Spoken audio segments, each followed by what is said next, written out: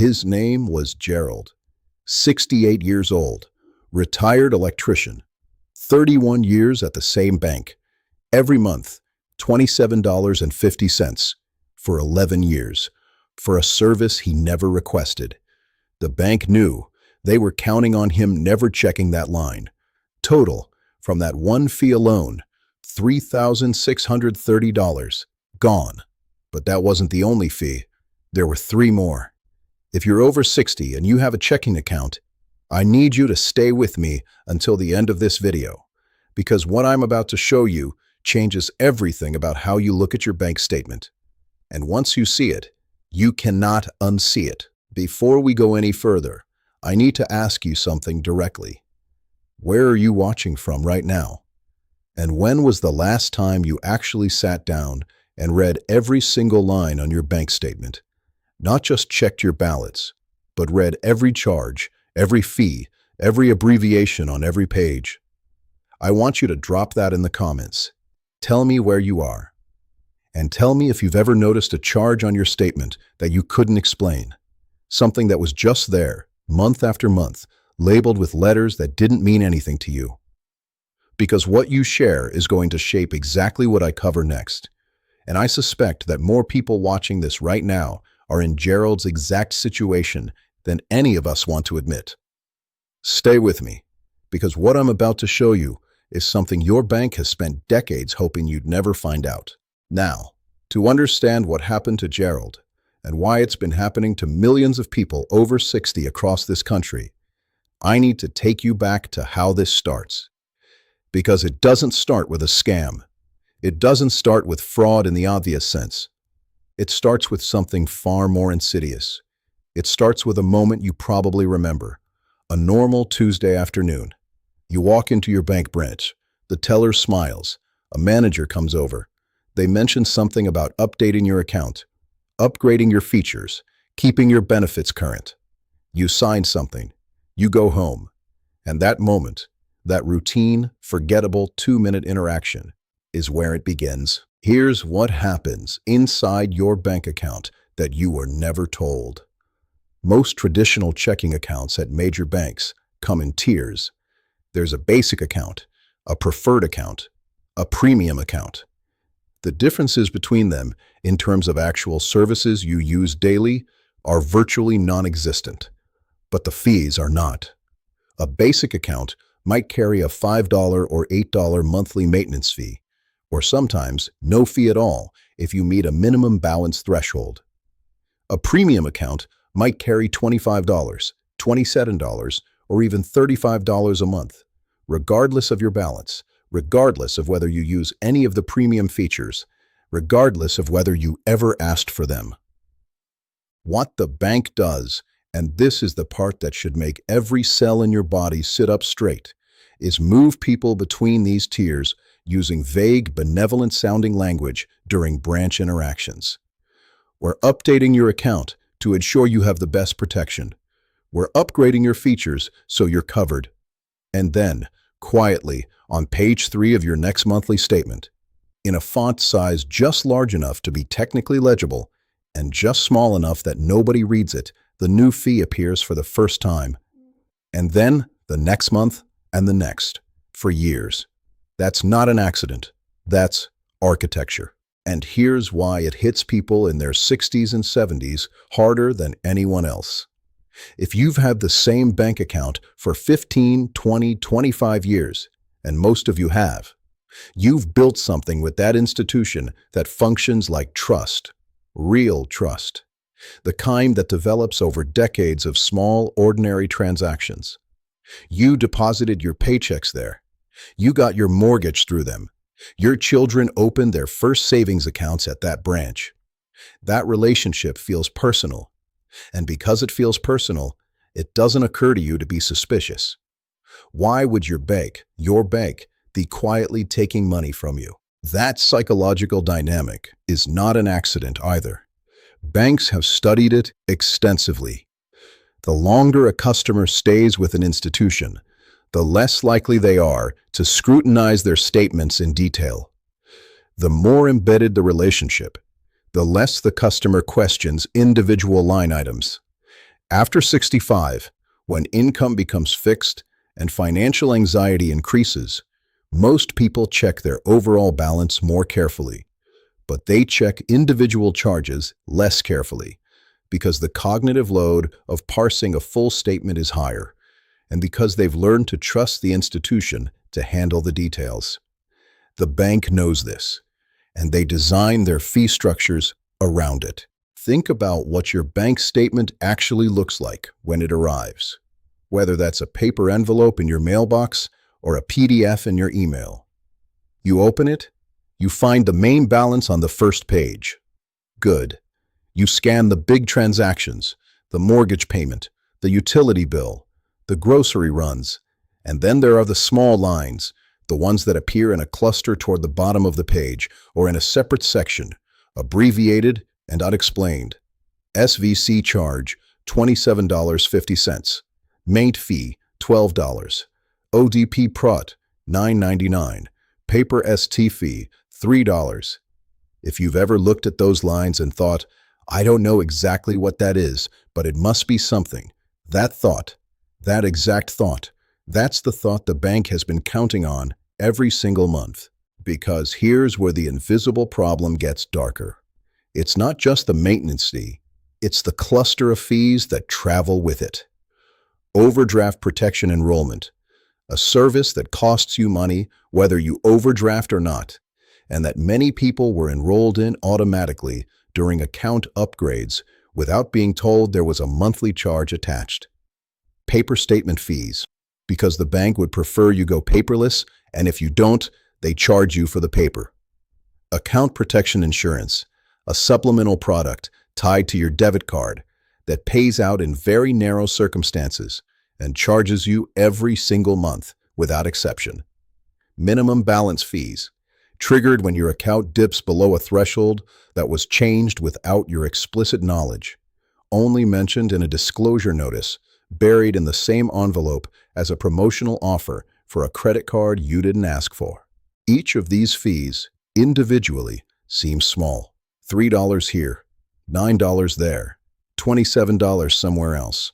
But they compound, month after month, year after year, and the total, when someone finally sits down and does the math, is never small. Gerald Bellamy had 4 of them. He'd been at the same bank since 1992. He trusted them the way you trust a doctor you've seen for 20 years. He assumed that if something was being charged to his account, there was a good reason. He assumed he would have been told.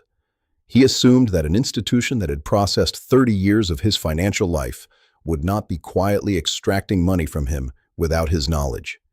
But they were, every month, for 11 years. And the reason it came to light, the reason Gerald found out it all, was not anything the bank did. It was his granddaughter, a 20-year-old college student studying accounting who was sitting with him one afternoon to help him organize his financial documents for a Medicare supplemental plan application. She looked at his statement. She frowned. She asked a question Gerald had never asked himself. "Grandpa, what is SVC CAG $27.50? And why is it on every single statement going back to 2013? Gerald didn't know. That's the moment this story really begins. Now, before I show you what Gerald did next, I need to give you the data. Because what happened to him is not an isolated story. It is a documented, statistically verified pattern that the federal government has spent years trying to address. With limited success, because the institutions involved are very large and very well funded and very skilled at making their practices technically legal while remaining practically invisible. In 2023, American banks collectively collected $17.8 billion in overdraft and maintenance fees. That number is from the Consumer Financial Protection Bureau, the federal agency created specifically to monitor this. Of that $17.8 billion, the CFPB estimates that approximately 34% was charged to accounts belonging to people over the age of 62. That's roughly $6 billion. In a single year, taken from retirees and near retirees through fees that in the majority of cases were either not clearly disclosed at the time of enrollment or were added to accounts without the explicit informed consent of the account holder. To put that in terms you can feel in your body, $6 billion is more than the entire annual federal budget for the Low-Income Home Energy Assistance Program. It is more than what Medicare Part D spends annually subsidizing insulin for people on fixed incomes. It is an enormous amount of money, and it is coming from people who are already managing the financial anxieties of retirement, healthcare costs, fixed incomes, the fear of outliving their savings. And here's the number that should stop you cold. If you are over 62 and you have a traditional checking account at a major bank, the statistical probability that you are currently paying at least one recurring fee you did not knowingly and explicitly authorize is higher than 1 in 2, higher than 50%. That's not a fringe possibility. That's the most likely scenario. But here's what almost nobody knows, and it is the reason this video exists. There is a federal process, a legal mechanism that most Americans over 60 have never heard of, and that banks actively avoid publicizing. And the resolution rate for people who use it correctly is, according to the CFPB's own published data, 67%. 2 out of 3 people who go through this process recover some or all of the money that was taken from them. That is not a rumor. That is a federal agency's documented outcome data. The process is free. It takes less time than a trip to the branch. And it works because of something banks fundamentally do not want to deal with: federal scrutiny. A formal CFPB complaint doesn't just go to a customer service representative. It goes into a federal tracking system. It requires a written response from the bank within a legally defined window. It creates a paper trail that regulators can examine. And banks, very quietly, very consistently, settle the vast majority of these complaints rather than allow that scrutiny to escalate. Let me walk you through exactly how this works. And I want you to follow this carefully because the order matters. The first thing you do is what Gerald's granddaughter did. You pull your last 90 days of bank statements, paper or digital, and you go through them line by line. Not the major transactions, the small recurring ones. You're looking for anything labeled with abbreviations you can't immediately and fully explain. SVC change, MAID fee, ODP prot, paper so, account prot, monthly service. Write them down. Write down the amount. Write down the date the charge first appeared, going back as far as your records allow. If you can access your online account history going back 2 or 3 years, do it. Every charge, every date. This is your evidence list, and it is the foundation of everything that comes next. The second step, and this is where most people make their first mistake, so listen carefully, is not to walk into the branch. Not yet. The second step is to call the bank's main customer service line and ask a very specific question. Not "what is this fee?" Not "can you explain my statement?" Those questions are too vague and give the representative room to give you a vague answer. The question you ask is this: can you provide me, in writing, with a complete explanation of every recurring fee currently charged to my account, the specific date on which I consented to each one, and the documentation of that consent? That exact phrasing. Write it down before you call. Read it off the paper if you have to, and make note of the representative's name, the date, and the time. When they tell you they'll have to mail something or email something, that's fine. You've created the first document in your paper trail. The third step is the written dispute letter. This is not a legal document. It does not need to be long. It does not need formal language. What it needs is specificity, a date, and a clear demand. You write to the bank's customer relations department, not the branch, the corporate customer relations address, which is on the bank's website. And you list each fee, the amount, the date it first appeared, and the fact that you do not have documentation of your informed consent to that charge. You state that you are requesting a full refund from the date the charge first appeared. You give them 30 days to respond in writing. You send it by certified mail with return receipt. The fourth step, and this is where Gerald's recovery really began, is the CFPB complaint. Go to consumerfinance.gov. There is a complaint submission portal. It is free. It is federally monitored.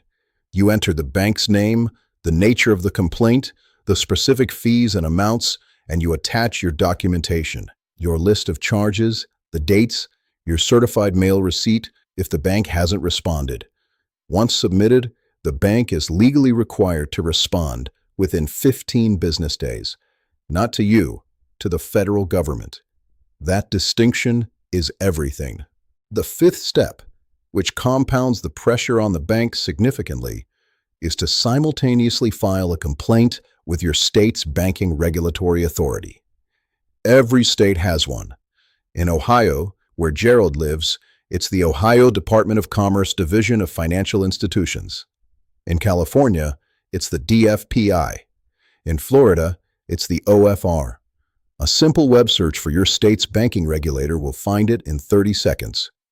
Filing at both the federal and state level simultaneously, the CFPB and your state regulator, is the dual filing strategy that turns a manageable complaint into a regulatory situation the bank strongly prefers to resolve quickly and quietly. The most common mistake people make when they begin this process is accepting a phone call from a bank representative offering a partial refund, 3 months, 6 months, 1 year, and agreeing to it verbally. Don't. Any resolution must be in writing, and any partial offer should be met with a polite, firm written response. Thank you for your response. I am requesting the full amount from the date the charge first appeared on my account, as stated in my original dispute letter, dated date. Banks offer partial refunds because they work the majority of the time. People are relieved to get something back, and they stop pushing. The second common mistake is not knowing how far back you can claim. The CFPB's statute of limitations for fee disputes generally extends 3 years. State regulators sometimes extend further. This means that even if a fee has been on your account for 11 years, you can claim a minimum of 3 years of charges in your formal complaint. And in many cases, banks refund beyond the statutory minimum rather than risk the full regulatory examination. Always ask for the full amount. Let them offer less if they choose to, but start with everything. Within 30 days of following these steps, most people receive a written response from their bank. Some receive a call first, which they should politely redirect to written communication. CFPB complaints are typically resolved within 60 days.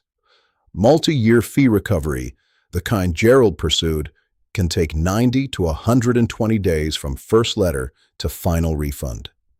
That's not a long time, not when you consider what you've already been paying, month after month, year after year, without knowing it. The bank was never going to tell you. That's the whole business model. That line needs to land before we close this out. Because this isn't a story about a few dollars in fees. It is a story about the assumption of your inattention. The bank did not add these fees because they miscalculated or made a clerical error. They added them and structured them precisely because they expected most people would never look closely enough to question them. The entire design relies on your trust and your busyness and your willingness to assume that an institution you've been with for decades would never take something from you without telling you. They were wrong to count on that, and you now have the tools to prove it.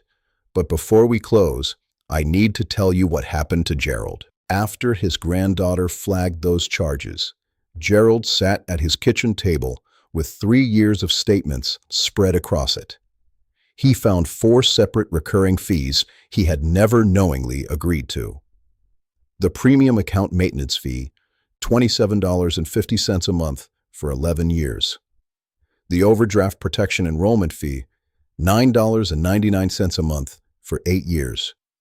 The paper statement fee, $3 a month for 6 years, and an account protection insurance product, $14.95 a month for 9 years. When he added everything up, everything, the total was $11,440. He was quiet for a long time when he saw that number. Then he followed the process. He made the call. He wrote the letter. He sent it certified mail. The bank did not respond within 30 days. So he filed the CFPB complaint in March. He also filed with the Ohio Division of Financial Institutions the same week. By May, 11 weeks after that first letter, he had a check for $8,910, not the full amount, but $8,910 more than he had in February. The bank sent a letter with the check. It did not apologize. It did not admit wrongdoing. It used the phrase, "in the interest of customer satisfaction," the phrase banks use when they are doing something they would prefer not to discuss in a federal proceeding. Gerald told me something I haven't been able to stop thinking about. He said, "I was embarrassed at first, that I hadn't noticed for 11 years. I felt foolish. And then I thought they spent 11 years designing a system to make sure I didn't notice. They tested it. They refined it. They knew exactly what they were doing. The embarrassment isn't mine. It never was." He's right. And I want to leave you with the image of Gerald at that kitchen table in February. Statements spread out under the lamp. A cup of coffee going cold. His granddaughter across from him, pointing at a line that had been there for 11 years without explanation. That moment exists in some version in every home where someone over 60 has had the same bank account for more than a decade. Maybe it's your kitchen table. Maybe it's someone you love's kitchen table. The statements are there. The charges are there. The only thing missing is someone to point at the line and say, "That one doesn't belong there." Now you know how to be that person. Is there someone in your life, a spouse, a sibling, a parent, a close friend, who has had the same bank account for 20 years and has never once questioned a single line on their statement? Picture their face right now, because if that person came to mind, send them this video. Not tomorrow, right now, while you're still thinking of them. You may not be able to give them back the years, but you can give them back what's still there to be recovered. That is not a small thing. That might be one of the most important things you do for them this year, and it won't cost either of you a word. In my next video, I'm going to show you the 3 words that, when spoken to a bank representative, legally obligate them to waive a fee on the spot, and the 1 phrase that, if they use it in response, tells you they're about to violate federal consumer protection law. This is the follow-up to everything you just heard, and it is something your bank is absolutely counting on you never learning.